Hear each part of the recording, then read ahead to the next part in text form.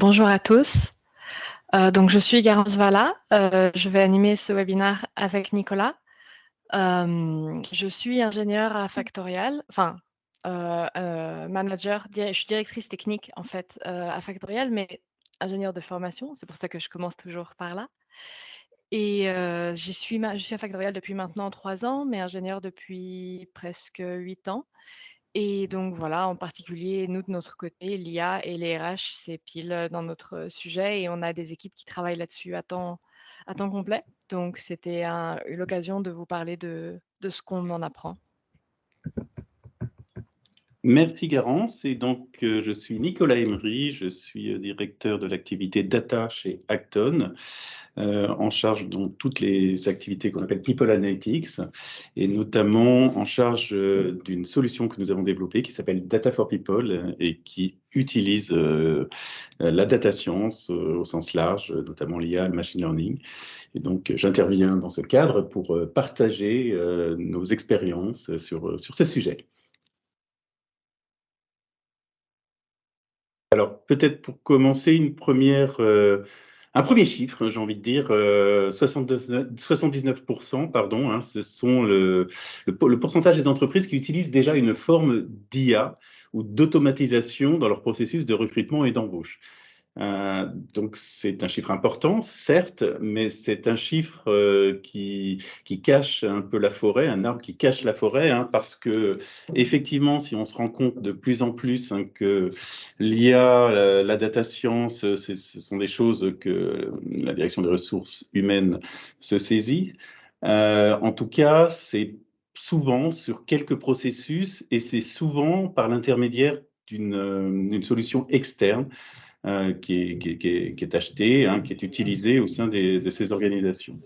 Donc, Oui, je pense que c'est souvent accidentel. Il n'y aurait pas 80% des RH qui nous diraient: ah oui, absolument, j'ai mis en place une solution d'intelligence artificielle. Tu peux le voir effectivement, Garance, à travers les solutions que vous déployez.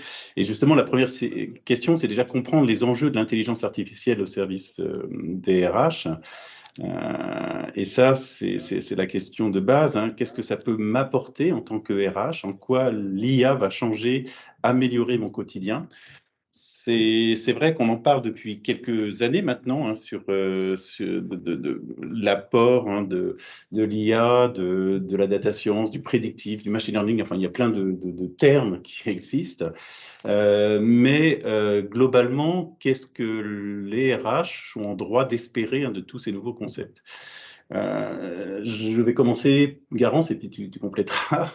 Mais de notre expérience, hein, et depuis maintenant, j'ai plus d'une dizaine d'années, à peu près, un peu moins, qu'on travaille sur ces sujets. Il y a d'abord eu le big data, et puis très vite, on est passé sur la data science.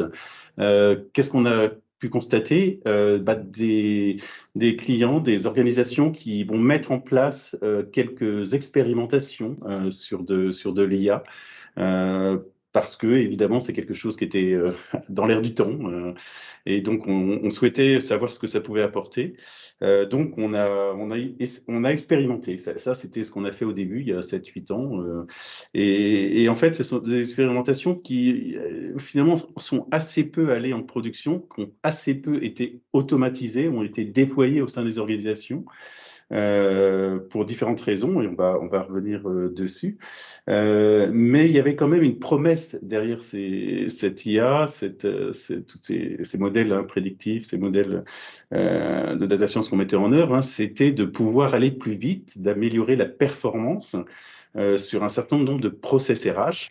Alors, il y en a un, on en a parlé, le recrutement, où très très vite, hein, effectivement, il y a eu des algorithmes qui ont été déployés, souvent, encore une fois, par des sociétés qui ont vendu leurs solutions, qui l'ont intégré via leur ATS, via les solutions qui proposaient pour recrutement. Mais assez peu, finalement, au sein des organisations. Il y avait assez peu de projets qui ont été mis en œuvre. Alors, l'explication, enfin en tout cas moi que j'ai pu remarquer, c'est que souvent là où ça pêchait, c'est lorsqu'il s'agissait d'industrialiser, ça nécessitait de mettre en place toute une infrastructure data qui n'était pas toujours présente d'une part, et ça nécessitait aussi des profils, hein, qui étaient encore assez rares à l'époque. Ils sont toujours rares aujourd'hui, mais un peu moins, de data scientists typiquement incapables de pouvoir réellement monter ce type de projet et au-delà de les monter, de pouvoir les faire vivre et les automatiser. Garance, je ne sais pas si tu peux rajouter un mot. J'ai envie d'ajouter que c'est pas seulement un aspect productiviste, que l'IA ne peut pas seulement aider à aller plus vite, à faire plus de choses à la fois, mais aussi à rendre le travail plus intéressant. Si on peut petit à petit pousser le plus de tâches répétitives sur une machine, ça permet aussi de se libérer du temps pour des tâches où vraiment l'humain fait beaucoup plus et apporte beaucoup plus par son originalité. Et pour moi, c'est l'une des choses qui est vraiment révolutionnaire aussi. Hmm. C'est surtout ça que j'avais en tête sur qu'est-ce que l'IA peut apporter en particulier. C'est clair. Et aujourd'hui, j'ai envie de dire que ça s'accélère et on va passer justement à cette deuxième partie. C'est que on voit bien, notamment avec l'IA générative, dont on entend beaucoup parler ces derniers mois, notamment à travers cette solution ChatGPT qui a été largement diffusée dans les médias. On se rend compte qu'il y a une vraie transformation, une vraie valeur ajoutée que peut apporter l'IA. Avec, j'ai envie de dire, à chaque fois deux côtés, une face claire, une face sombre. Et d'ailleurs, c'est ce qu'on constate à travers les exemples d'utilisation de l'IA dans les RH. Mais Garance, je vais te laisser. Oui, J'espère. commençons. Le premier dont on a déjà parlé, recrutement par exemple, il y a tellement d'applications possibles à la croisée du recrutement et de l'IA. Par exemple, ça permet de ne pas relire tous les CV manuellement. Un premier tri peut déjà être fait en fonction des mots-clés, en fonction de ce qui nous intéresse pour classer les profils. Avec la face sombre de est-ce que ce tri se fait effectivement en suivant, sans reproduire tous les mêmes biais de la personne qui le ferait manuellement? Mais restons dans l'optimisme pour le moment et pensons que ça évite de relire 300 CV en une après-midi et que ça nous abrutisse à force. Il y a aussi, si tu passes sur la slide suivante, je pense il y a une liste à voir. Oui, super. Un autre secteur RH qui peut aussi bénéficier beaucoup de l'IA, c'est l'évaluation de la performance. Alors bien sûr, il n'y a aucune IA qui va être capable de dire j'ai filmé cette personne pendant 3 jours et je suis capable de dire si elle est bonne au travail ou pas. Mais par contre, en relisant et analysant les entretiens de performance, on peut en dégager des enseignements, que ça soit comment cette personne se situe par rapport à ce que son manager pense ou comment cette personne se situe par rapport au reste de l'entreprise. Là, on est un peu dans l'IA, mais aussi beaucoup dans la data science, comme tu mentionnais, Nicolas. Parce qu'au final, c'est des domaines qui sont très proches et qui se complémentent. Pour la formation, c'est la même chose que ce que je disais pour l'évaluation de la performance, parce que bien sûr, qui dit évaluation de la performance, on ne le fait pas seulement pour le faire une fois et l'oublier. L'objectif, c'est de monter en compétences et donc les IA, une fois qu'elles ont obtenu suffisamment de contexte, peuvent proposer des formations, proposer des plans d'amélioration, des points importants et encore une fois, si ça peut éviter à quelqu'un de passer des heures de recherche pour trouver la bonne formule, la bonne formation, c'est du temps de gagner pour des choses plus intéressantes. Quoi d'autre? Côté expérience collaborateur, ça, je pense, Nicolas, tu avais pas mal de choses, pas mal d'idées là-dessus. Est-ce que tu veux en partager? Oui, alors je profite pour demander à bien éteindre les micros pour les participants. Je crois que c'est pour tout le monde, merci. Oui, donc effectivement, au-delà des cas d'usage que tu viens de citer, Garance, il y a un cas d'usage qui est important aujourd'hui. On sait aujourd'hui que dans les RH, les enjeux sont forts en termes de recrutement, en termes de fidélisation, en termes d'engagement, et que toute RH doit travailler sur ces sujets. Et pour travailler sur ces sujets, il y a de plus en plus une nécessité de travailler l'expérience collaborateur, de bien identifier les temps forts, de savoir bien les traiter. pour fidéliser, encore une fois, pour pouvoir avoir des bons leviers pour garder ces key people. Et la data, là, est clé par rapport à ça. Et donc, dans l'expérience collaborateur, il s'agit là de pouvoir cerner au mieux les attentes de ces collaborateurs pour leur proposer des services qui leur soient personnalisés. Alors, ça peut paraître le futur, mais au-delà d'un self-service RH, c'est vraiment proposer des services qui soient plus proches de ce qu'attend le client, tant en termes de contenu que de médias, que de canaux d'accès. Et donc ça, c'est des choses qu'on développe de plus en plus au sein des organisations. Mais on y reviendra, ça nécessite aussi pour le faire déjà d'avoir un socle de data RH autour du collaborateur qui soit constitué, qui nous permette effectivement de pouvoir avoir j'appelle cette vision 360 degrés du collaborateur, ce qui n'est pas toujours le cas malheureusement dans beaucoup d'organisations où on a plusieurs SI RH qui ne se parlent pas forcément et où il est difficile de consolider l'information auprès du collaborateur. Mais pour la rétention des talents, typiquement, c'est important, savoir identifier lorsqu'un key people a besoin d'évoluer, lui proposer les bonnes formations, le bon parcours professionnel. Ça, c'est des choses qui nécessitent qu'on le connaisse bien. Donc, la connaissance du collaborateur, c'est un prérequis à l'expérience collaborateur, et ça passe effectivement par la partie data. Et sans oublier, alors le point, c'est pas directement de l'IA, de la data science, mais l'analyse de la data est aussi primordiale. Avant d'être dans le prédictif, il faut déjà être dans le descriptif. Et donc, c'est aussi pour ça que mettre en place un socle data est vraiment important. On peut déjà commencer par emmagasiner les données et détecter des choses telles qu'elles sont qu'on n'aurait pas remarquées. Par exemple, savoir si quelqu'un, en parlant de détecter une opportunité, est en permanence au-dessus était au top de ses évaluations, ou au contraire, quelqu'un fait beaucoup trop d'heures ces temps-ci et a sans doute besoin de prendre une pause. On peut déjà faire ce genre de découverte sans et ça peut déjà être de l'IA très intéressante, sans parler de magie et de prédiction qui sont la nouvelle étape. Utiliser l'IA pour prédire des comportements. Oui, et si je fais un petit zoom sur l'IA générative, parce que j'en ai un petit peu parlé, et c'est vrai que c'est quelque chose qu'on entend beaucoup parler, il y a de plus en plus d'entreprises qui aujourd'hui se saisissent de ce sujet. Je citerai six cas d'usage de l'IA générative qu'on peut observer. Et c'est très lié au RH. Dans cette partie expérience collaborateur dont je parlais, le premier cas d'usage, c'est le fait d'avoir une sorte de compagnon standard qui soit proposé à chaque collaborateur, qui lui permette d'aller plus vite dans la prise de notes, dans la synthèse de notes, pardon, dans le résumé, la traduction. Donc ça, c'est vraiment personnaliser un compagnon en regard du métier du collaborateur. Un deuxième cas d'usage, c'est tout ce qui est lié à la bureautique augmentée, proposer à travers les outils bureautiques des suggestions, que ce soit par exemple dans Excel, que ce soit par exemple dans un Power BI, ou en tout cas dans un outil de reporting, sans citer de nom, mais pour aller directement sur les bons indicateurs ou pour faire le bon tableau.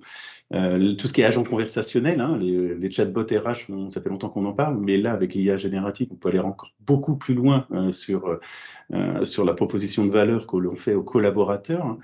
La création de contenu, évidemment, qui est un point important. Et dans les RH, ça passe à différents niveaux, que ce soit pour la description de poste, que ce soit pour la formation, que ce soit pour la création même de contenu pour les formations, donc contenu complètement personnalisé, justement, pour le collaborateur.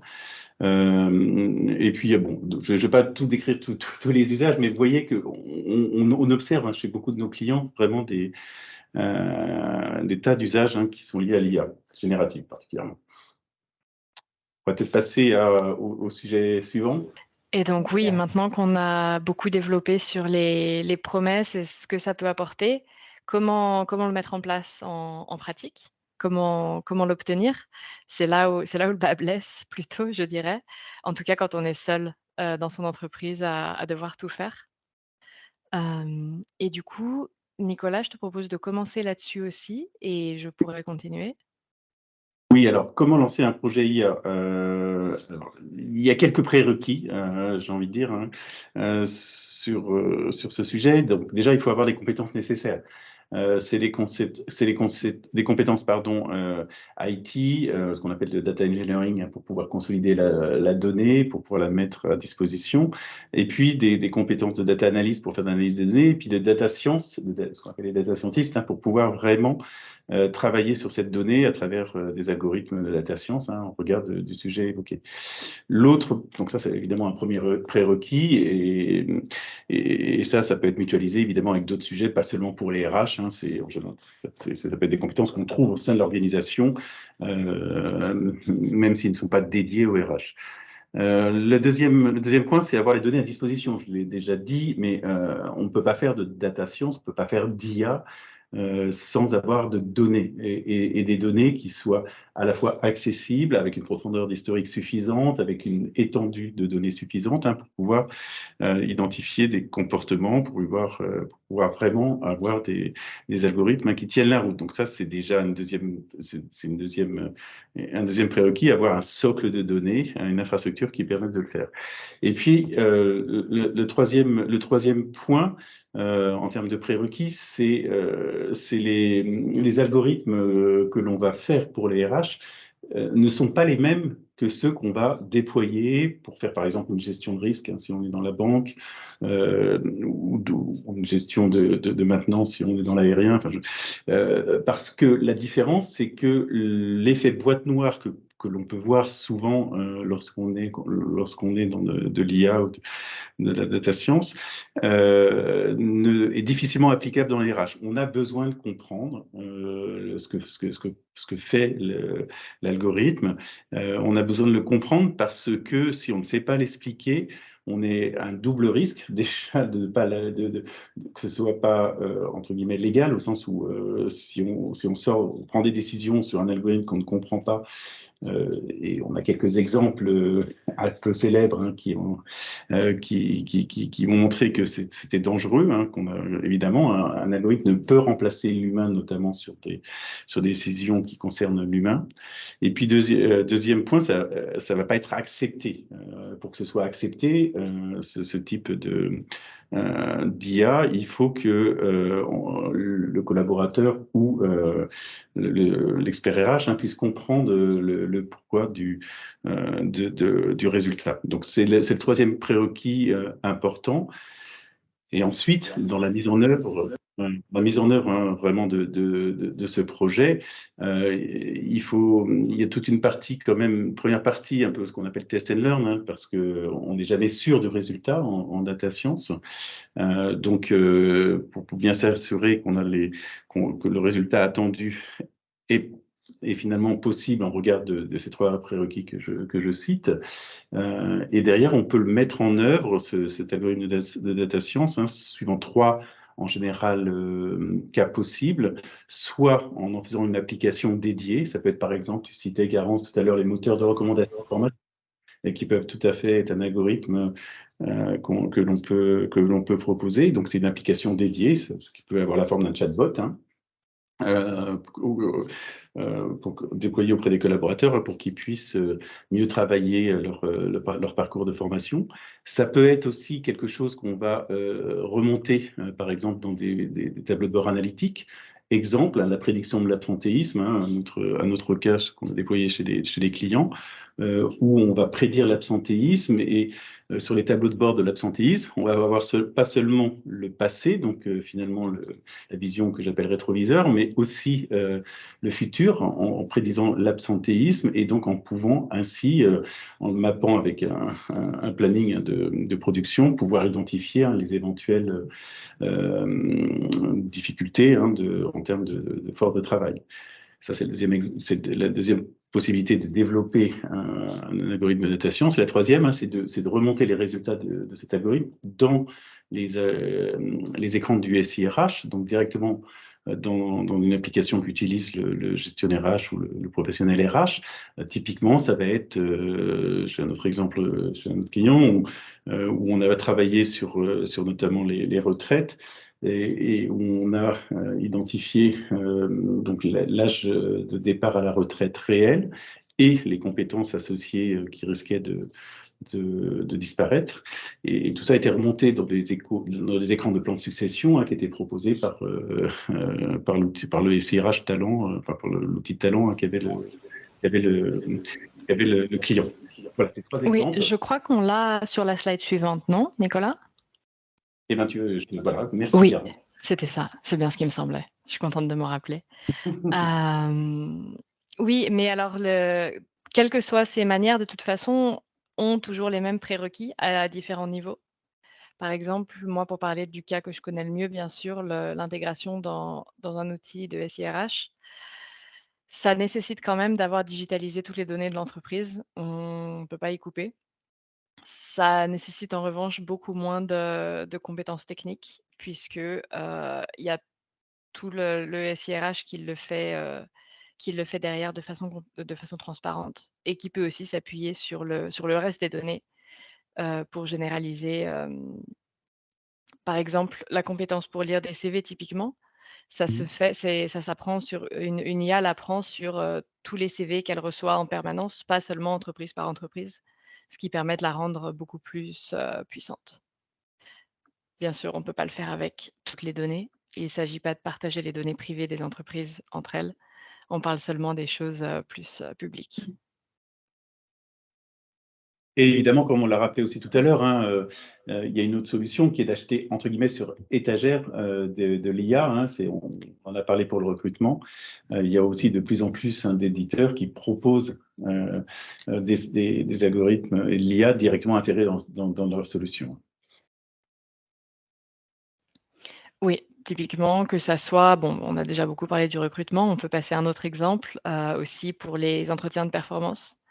Pouvoir proposer des plans d'action, des formations qui correspondent aux besoins de chaque personne en particulier. Après, tout en gardant en tête que c'est chaque personne qui prend la décision de suivre ses conseils ou pas. L'IA reste un copilote, qui donne des suggestions et c'est à chacun de décider si les suggestions leur convient ou pas. C'est une bonne transition, Garance, sur la suite, je pense, et justement sur Alors, peut-être avant, Pardon, oui, je avant t'écoute. de passer à la suite, oui, il y avait juste, on nous demandait de repréciser les 6 cas d'usage de l'IA générative en RH, qui est création de contenu, compagnon standard, et Oui, on nous demandait de repréciser toute la liste. alors après, c'est des exemples, encore une fois, c'est pas. Il y en a d'autres, mais j'ai parlé aussi de ce que j'appelle la bureautique augmentée. C'est le fait de pouvoir directement dans les outils de bureautique qui sont utilisés par les collaborateurs, avoir de l'IA qui va aider, qui va préconiser, qui va contextualiser beaucoup plus finement, plutôt que de se trouver devant, on va dire, une page Word blanche. Eh bien, on sait l'IA en fonction du contexte va tout de suite va proposer en avance de phase soit une synthèse du sujet concerné.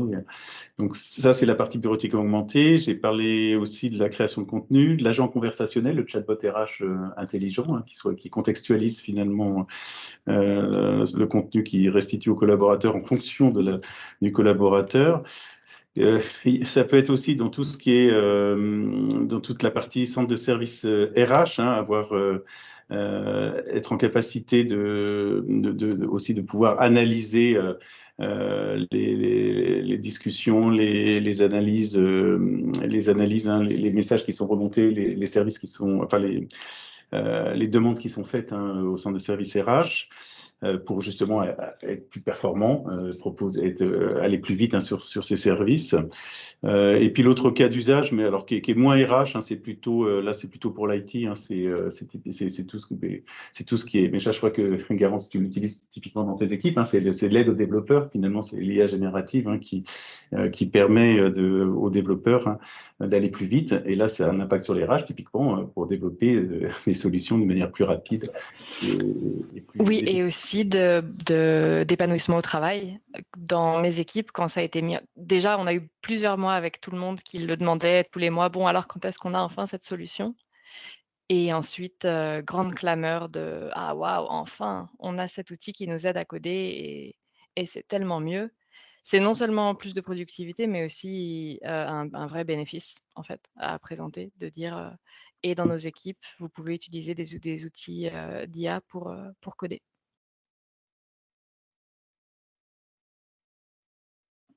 Une autre question, Marianne? Non, c'est tout bon. On peut passer à la partie suivante. Merci beaucoup pour vos réponses. Alors, les limites de l'IA, justement, faut-il en avoir peur? Comment faut-il s'en saisir? Il y a différentes réponses. On dit que l'IA, effectivement, peut apporter beaucoup. Après, il y a toujours une face sombre. C'est ce que j'expliquais, enfin, ce que je commençais à dire tout à l'heure. La face sombre, hein, typiquement, par exemple, l'IA peut permettre de travailler sur le turnover, donc prédire effectivement les personnes qui vont démissionner pour justement mettre en place des actions par exemple, voilà, pour éviter que ces personnes démissionnent. A contrario, la façon, ça pourrait dire, bah, justement, je fais en sorte d'identifier qu'est-ce qui fait que les gens démissionnent pour axer là-dessus, pour faire démissionner les gens. Donc, c'est la façon. Comme le recrutement, tout le monde a en tête les biais, hein, que cela peut produire. Hein. C'était un grand acteur on va dire, des GAFAM, qui avait développé son propre algorithme, hein, pour aider au recrutement, mais finalement qui s'était entraîné sur les données de recrutement de cette organisation et qui finalement reproduisait les biais. Donc, plutôt que de favoriser la diversité, au contraire, ça ne faisait que renforcer cette non-diversité. Mais donc, ça, c'est une histoire qui s'est bien terminée puisque ça a été désactivé finalement. C'était il y a 5 ans déjà et repensé. Finalement, ça a permis de prouver que les biais étaient là et qu'il fallait les combattre plus activement que juste effectivement faire confiance à une technologie de façon aveugle. Ce qui me paraît positif à la fin. Tout à fait. L'autre limite, c'est que l'IA aujourd'hui ne fait que, alors pour simplifier, hein, très fortement, ne fait que reproduire le passé, au sens, elle ne sait pas déceler de nouveaux phénomènes sur lesquels elle n'aurait pas été entraînée. Donc aujourd'hui, une limite de prédiction de l'IA, c'est effectivement que c'est très bien pour augmenter la productivité, pour aller plus vite sur des choses connues. Par contre, sur les choses inconnues, elle va vous être, en tout cas aujourd'hui, d'aucune aide. Personne n'avait prédit que typiquement, suite au Covid-19, l'absentéisme allait augmenter dans toutes les organisations. Ça, aucune IA ne l'a, entre guillemets, détecté parce que c'était un événement exceptionnel, cette pandémie, et que voilà, les algorithmes n'avaient pas été entraînés sur ce type d'événement. Donc ça, c'est un point important. Il y a des limites, hein. Et puis l'autre point que je vois aussi, c'est les réticences des équipes RH, hein, au sens où c'est effectivement des sujets qui peuvent faire peur, très clairement. C'est pour ça qu'il est important de mettre en place des modèles qui soient compréhensibles, hein, qui permettent, enfin, pour lesquels les RH comprennent les tenants et aboutissants. Hein. J'insistais bien sur le fait qu'on ne peut pas en mettre en place, hein, des boîtes noires, hein, dans le cadre des RH. Et ça passe aussi par beaucoup par de l'accompagnement au changement sur ce sujet, hein, pour faire en sorte que ce soit accepté et compris par les équipes. Et j'ai envie d'insister encore que oui, il faut vraiment le voir comme une aide, un outil supplémentaire parmi tous les autres outils, mais qui ne remplace en rien les personnes, parce que l'idée c'est d'obtenir de l'aide, d'aller plus vite ou de voir des choses qu'on n'aurait pas vues. Mais c'est bien toujours la personne, dans notre cas aujourd'hui, la RH qui prend les décisions et qui les explique et qui est capable de choisir quand est-ce que c'est utile et quand est-ce que finalement, de voir les limites. Typiquement pour ce qui s'est pour la pandémie il y a 3 ans, si on suivait de façon aveugle ces données, on arrivait vite en bout de course. Alors, on a une petite question très intéressante dans le chat. Donc, comment les RH peuvent-elles garantir que l'IA est utilisée de manière éthique dans leur pratique? C'est une très bonne question. Alors, effectivement, déjà, il y a un premier garde-fou, c'est tout ce qui est lié à la réglementation RGPD, hein, la protection des données personnelles. Donc ça s'impose évidemment à toutes les organisations, en tout cas en Europe. Et donc déjà, c'est déjà une limite hein, qu'il ne faut pas négliger. On ne peut pas faire n'importe quoi. Il faut obtenir le consentement hein, du collaborateur si on utilise des algorithmes IA. Il faut qu'il y ait une finalité qui soit clairement identifiée. Donc il y a déjà je dirais, ce garde-fou-là, qui est un garde-fou entre guillemets à minima. Et concernant l'éthique, c'est effectivement une bonne question. Et ça, c'est effectivement pendant le projet qu'il faut se poser la question de mais ce que je fais de mes données, est-ce que finalement ça va être accepté? Il y a un bon moyen de le savoir, hein, c'est typiquement, est-ce que si c'est moi, c'est mes données à moi que je suis en train d'utiliser pour faire ça, est-ce que je serais d'accord avec ça pour le faire? C'est déjà un petit garde-fou pour se dire, est-ce qu'il y a vraiment un sujet ou pas là-dessus? Enfin, globalement, dans ce qu'on met en œuvre, généralement, en termes d'IA, notamment RH, on le fait rarement à la personne. Hein. Je parlais tout à l'heure des prédictions de l'absentéisme. Ce n'est jamais fait au niveau personnel. On ne va jamais prédire telle personne à un pourcentage, à un risque important d'être absente sur les 2 prochaines semaines, par exemple. Hein, c'est jamais fait comme ça. On travaille toujours par population, et cette population est suffisamment importante hein, pour qu'on ne puisse pas identifier un individu en particulier. Mais la question de l'éthique doit se poser lorsqu'on ça fait partie des sujets que l'on traite hein, lorsqu'on commence un projet d'IA. Guérin, je ne sais pas si tu peux rajouter un mot. Non, je suis complètement d'accord. En plus de la question, est-ce que je serais d'accord si cet usage était fait avec mes propres données? Je pense que la deuxième question à se poser, c'est aussi, est-ce que je me sens d'expliquer comment est-ce que j'ai pris cette décision, à la personne en face de moi? Ou est-ce que, je serais simplement à leur dire: «Ah bah non, ça a été décidé par une machine». Dans ce cas-là, il y a peut-être effectivement un problème. Si on se sent en accord avec les décisions prises et les explications, dans ce cas-là, a priori, c'est déjà un grand pas aussi. Alors, je pense qu'on arrive au bout de ce webinaire. En conclusion, Garance, tu veux peut-être dire quelques mots de conclusion? Oui, on a terminé sur les limites de l'IA, mais c'est vrai qu'on en a oublié une qui n'est pas tellement c'est pas une limite technologique pour le coup, mais c'est vrai que c'est important. C'est le budget nécessaire parce qu'effectivement, pas toutes les entreprises auront leur propre data scientist. Il faudra, contracter un service ou un SIRH ou embaucher, mais c'est sans doute la dernière option à moins d'être une grande entreprise. Et Mm. hem et c'est à prendre en compte le rapport coût-bénéfice. Est-ce que ça vaut vraiment le coup? Est-ce que c'est un outil dont on a vraiment besoin? Bon, alors bien sûr, je suis enthousiaste. Alors la réponse sera oui la plupart du temps, mais mais c'est à évaluer quand même. Mon exemple aussi, rien que moi pour mes équipes avec coder avec un assistant, un copilote, d'intelligence artificielle, c'est aussi un vrai coût et c'est pour ça que ça nous a pris plusieurs mois avant de le mettre en place. C'est qu'il a fallu négocier ces contrats. Mm. Tu as raison de rappeler ça, Garance. Moi, j'ai envie de dire en conclusion, hein, on est passé, il y a quelques années, on a beaucoup parlé de digitalisation des process. C'est quelque chose qui était imposé à toutes les organisations et tout le monde devait se digitaliser. Les RH l'ont fait, plus ou moins de bonne volonté, plus ou moins à reculons.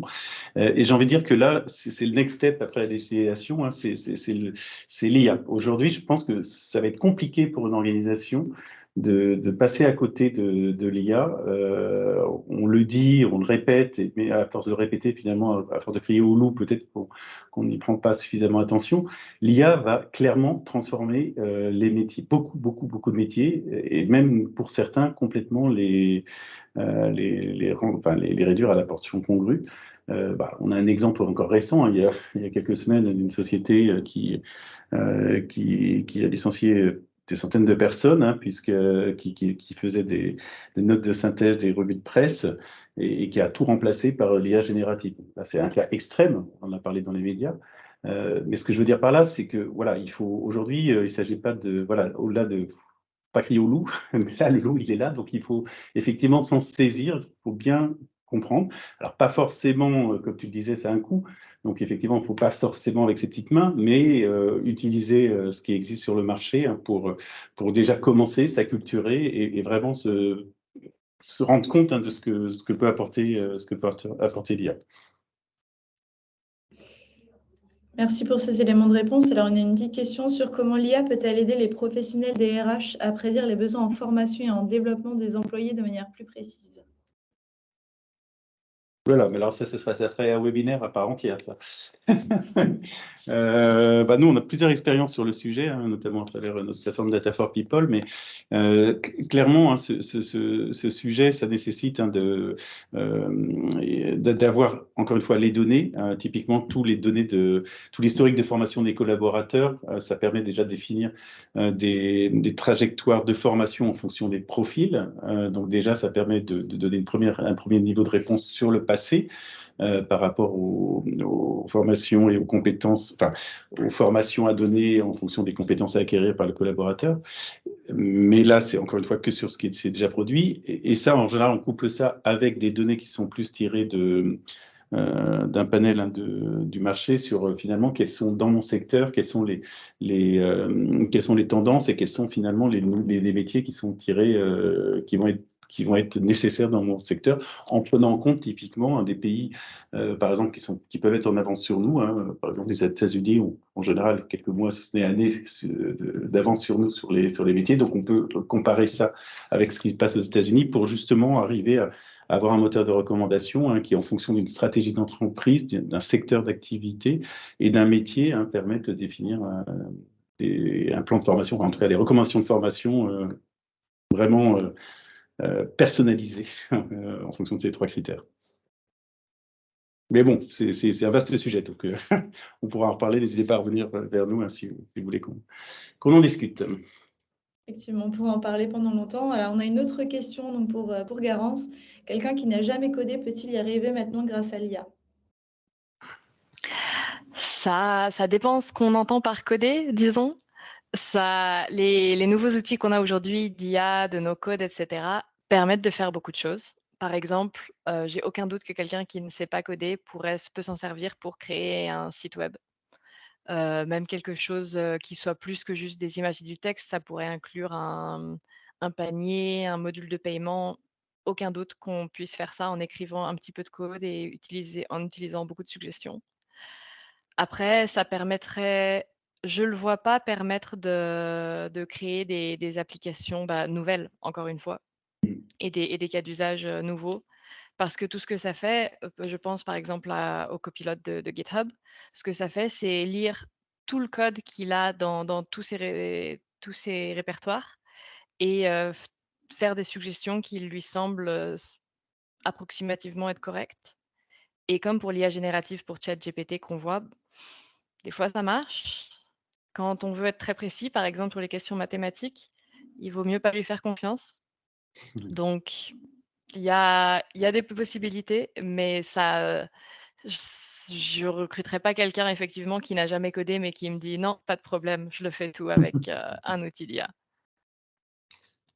Si je peux rajouter effectivement 2 points, je pense qu'effectivement, l'IA générative pour le développeur, ça sert pour un développeur, on va dire, entre guillemets, débutant, qui a besoin d'avoir un premier squelette en regard de programme en fonction de ce qu'il veut faire. Un expert, il ira aussi vite à développer ce premier squelette que de décrire à l'IA générative pour qu'il le génère. Et puis, ça sert aussi pour tout ce qui est débugage, beaucoup. Oui, On ça donne retient quand des même idées. On peut beaucoup. lui jeter des problèmes, lui dire, «Il se passe ça, pourquoi?» Et ça peut donner beaucoup d'options à évaluer. On voit effectivement que le contrôle humain reste quand même le maître et que l'IA va favoriser beaucoup de choses, mais n'a pas le dernier mot. Alors, il n'y a plus de questions dans le chat. Je ne sais pas si quelqu'un voulait poser une autre question ou si Garance ou Nicolas, vous vouliez revenir sur un point précis ou apporter plus d'éclairage. N'hésitez pas, il nous reste encore un petit peu de temps. Non, je pense alors c'est toujours difficile en si peu de temps de parler de tous ces sujets, mais je voudrais quand même insister sur le fait que voilà, l'IA, c'est quelque chose, encore une fois, dont il faut se saisir. Pour se saisir, la première étape, c'est déjà de connaître ces données, de les maîtriser, hein. Donc, c'est important aujourd'hui dans une organisation, hein, de pouvoir se constituer un socle de données que l'on connaisse, avec un historique de données suffisant, déjà dans une manière descriptive, déjà ça, et puis après, on pourra aller plus loin. On ne peut pas se lancer dans un projet IA si on n'a pas déjà une certaine maturité sur les données qui vous concernent. Alors, quand je dis données qui vous concernent, ce n'est pas seulement les données endogènes à votre organisation, celles qui sont dans vos SI, mais c'est aussi toutes les données autour de votre organisation, dans l'open source, des partenaires, mais qui sont utiles, hein, pour votre activité. Et ça, c'est le prérequis, hein. On a parlé des prérequis tout à l'heure, hein, et quand je parlais du socle de data, c'est vraiment ça sur lequel il faut être conscient avant de se lancer sur ce type de sujet. Après, encore une fois, il y a beaucoup d'acteurs, hein, qui de plus en plus, hein, Microsoft, typiquement, propose, dans ses versions d'Office, va proposer de plus en plus, hein, de l'IA générative. C'est aussi un bon moyen, de s'acculturer à ça et de se rendre compte, hein, de la puissance, hein, de ce type d'IA. Mais je ne fais pas de pub pour Microsoft. Pardon. Alors, si quelqu'un veut spontanément poser une question, n'hésitez pas. Sinon, on va pouvoir conclure ce webinaire. Un grand merci à tous de l'avoir suivi. Donc, n'hésitez pas à scanner les QR codes qui se trouvent sur votre écran pour en savoir plus sur nos solutions. Encore une fois, un grand merci pour votre attention et vos questions. Et une très bonne fin de journée à vous. Merci à vous tous. Merci beaucoup aussi. Bonne soirée.